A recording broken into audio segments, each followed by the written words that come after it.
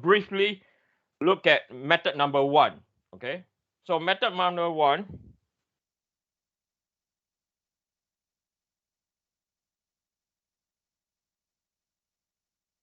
is to look at reaction forces.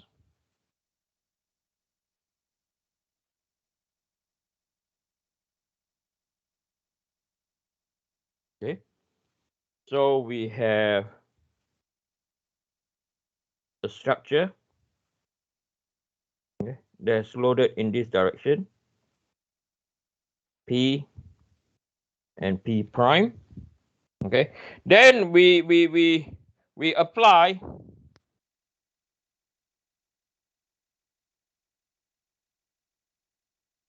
static analysis, which I've just shown you, right?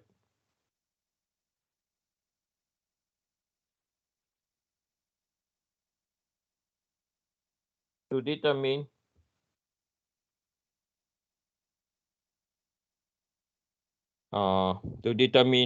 P or P prime. Okay, so when we apply static analysis, what do we mean? So we state that summation about Eugene, come on. Summation about forces in the x direction is equal to 0. This sign over here means anything going towards the right is positive. Okay. Then summation about forces in the y direction is equal to 0. And then summation about moment in the z direction is equal to 0. Okay. And all this is relative to your transformation. Okay, all this is relative to transformation. So what do I mean by that?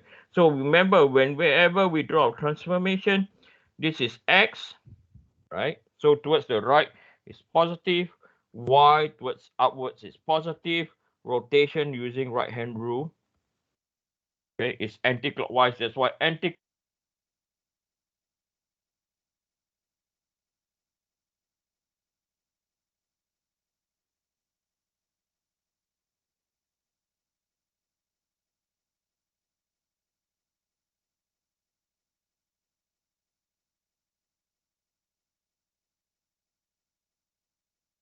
Hi, Eugene, your mic is off all of a sudden.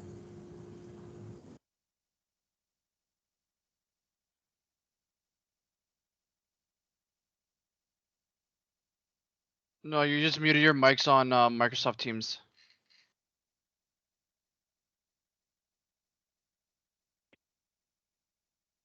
Thank you for letting me know. Okay, if you all cannot hear me, just so how far was I gone for? No sound, can't hear you, can't Just hear you. about 20 seconds. Okay, 20 seconds. So let me play back. I rewind and I play now. So we apply static analysis to determine P or P prime. Okay, so summation about forces. Static analysis means what? Summation of forces in the x direction is equal to 0. Summation about forces in the y direction is equal to 0. Summation about moment in the z direction is 0. So all these sign over here, okay, all this over here, right, that you see. So towards the right is positive, upwards is positive in y, and anti-clockwise moment is in anti-clockwise. Why is that? Because we are following the transformation. Okay, and then when you use reaction force, we come out to use this formula that axial y axial stress, okay, or stress y, normal stress y in the axial direction is P divided by area. So now once we have this property, and this is what we, so once you have this property, right, you go into, you look into the, you select your material based on the material mechanical properties.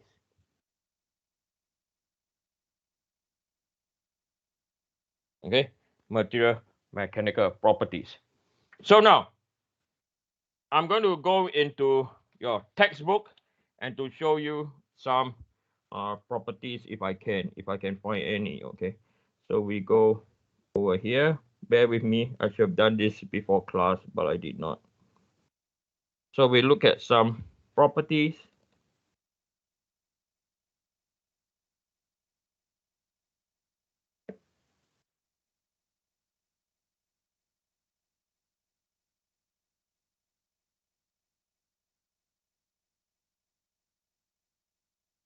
Okay, so I'm going to copy the table. This is the table I'll copy. Now this is in the textbook, okay?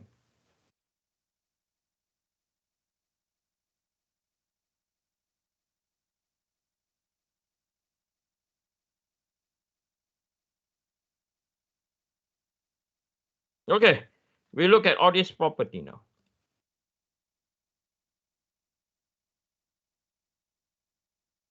Yeah, we look at all this property now. Okay, so these are all, some, not all, some of the mechanical properties that you have seen. Okay, now, so before I go on, let's draw the standard stress strain curve. Okay, so what do we mean by ultimate strength? Okay, what do we mean by yield strength? Just to quickly help you recall, because I believe most of you have done your structure and properties of material. You should have covered this, but I will do it again. So we have two axes. Yeah. So this is our strain, and this is our stress. So the first part of it,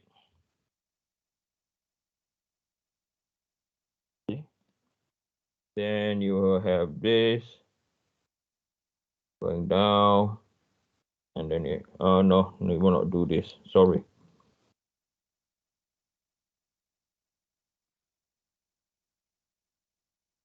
Okay, then you have what we call fracture. So this point over here is known as your stress Y, capital Y, which is your yield strength. And this point over here, okay, is your stress US, which is your ultimate strength.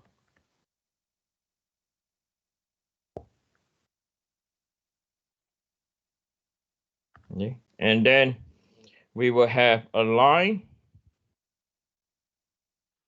dividing this graph. So on the left hand side, okay, I hope it's here. On the left hand side is known as elastic. On the right hand side is known as plastic behavior. Okay, so for this course 3ML3, we like to design a structure in the elastic region. Okay, sorry, on the left hand side. On the right hand side is usually when we apply in manufacturing processes.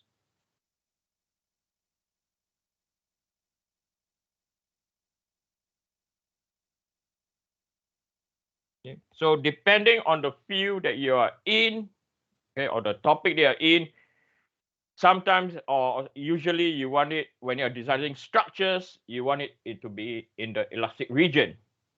But when you're making a product, when you bend something, you want the shape to stay, yes or no? You don't want to go back to original shape. Could you imagine if your client give you a piece of material that is flat and tell you you want it to be bent, and you return it to them in the same shape? You will not get any money at all, will you? Right? Right. So I want you to look into this table now. Okay, I want you to look in this table. The ultimate strength, right? The ultimate strength, okay, are quoted in tension and also in compression. I did not copy the table long enough. If I show you the table long enough, you can see some compression data. And then you have shear. The yield, they only give you a code in tension and in what? Shear. Okay. Now, how do they carry out all these tests? It's important to understand this first. Okay. At the end of the day, when you finish this course, when you look at the bridge or any 3D loaded structure, I want you all to have the confidence to design a structure, okay, with 3D analysis. Okay. So now, all these tests, okay, are carried. So all the mechanical, the material properties,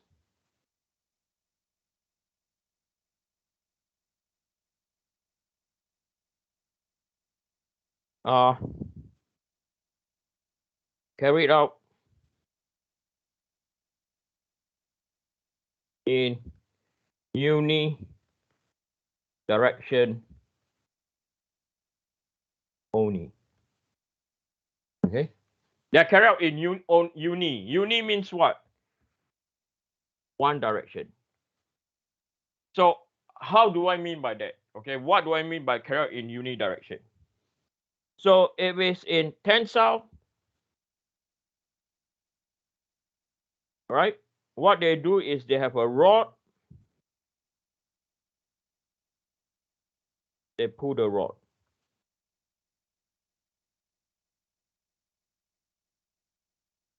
Okay. If it's in compression,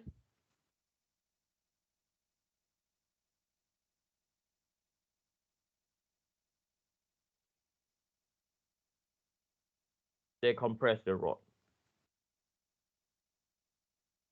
Okay. And then if in shear,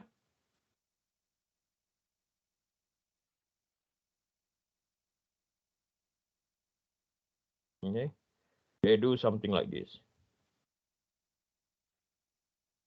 Okay. So this is T, where T is the torque. So this is how they carry out the test. Okay, this is how they carry out the test.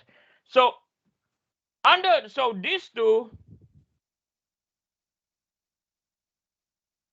is under what? Axial loading. Yes or no? Right? So this table, the good news is this. This table can be used, especially these values over here, right? Can be used directly, okay, for axial loading condition only.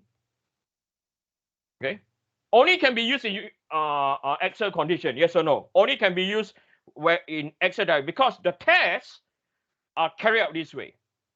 Okay, later on, probably in week 10, 11, and 12, and up to 13, I will show you how if the structure is not under axial loading. Now we have 3D loading condition. How can you use this data? But that's for later on. Okay.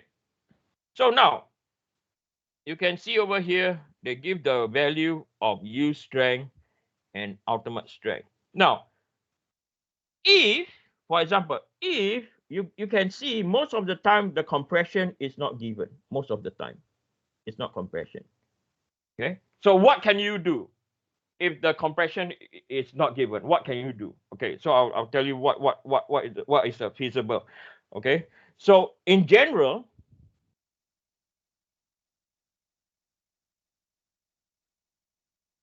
okay, in general,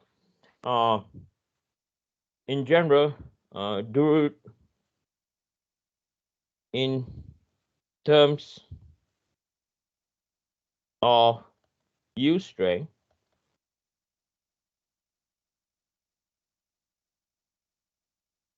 Okay, and now we are focusing on yield strength. Okay, so the yield in compression it's approximately 1.3 times the yield in tensile. Okay, for most material, it's like this. Okay, especially for ductile material.